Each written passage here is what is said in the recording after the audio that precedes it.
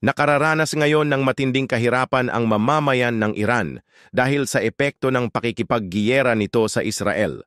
Bago pa magsimula ang giyera ng Israel at Iran noong June 13, 2025, ang presyo ng kada isang sakong bigas sa Iran ay nasa 100,000 Iranian rial pa lamang, subalit nang magsimula na ang bombahan ay tumaas na ito ng 1,000,000 Iranian rial kada sako.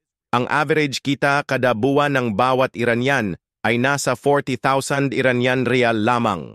10% ng mamamayan ng Iran ay walang trabaho, 30% na kabataan ay tambay at isa sa apat na nasa edad na 30 anyos pababa ay wala ring trabaho. Nasa 42% naman ng kababaihan ay wala rin pinagkakakitaan, kaya ramdam na ramdam ng mamamayan ng Iran ang kahirapan ng kanilang bansa ngayon. Sa katunayan, ang Iranian vehicle exports ay bumagsak mula 10 milyon noong dulot ng 2,500 hanggang 10 milyon na lamang nitong 2025 kung kailan nagaganap ang giyera sa pagitan ng Israel at Iran.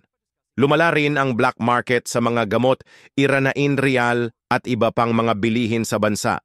Isa rin sa nagpabagsak ng Iran economy ay ang pagkawasak ng mga planta ng langis sa ginawang pambobomba ng Israel. Bumagsak din ang palitan ng Iranian rial na ang 700,000 rial nito ay katumbas na lamang ngayon ng $1 dollar.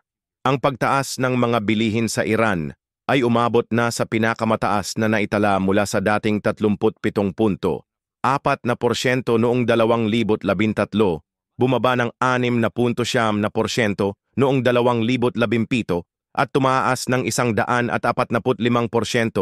47% noong Setyembre 2019, ay naging 47% noong February 2023 at ngayon ay umabot na 40% ang inflation rates.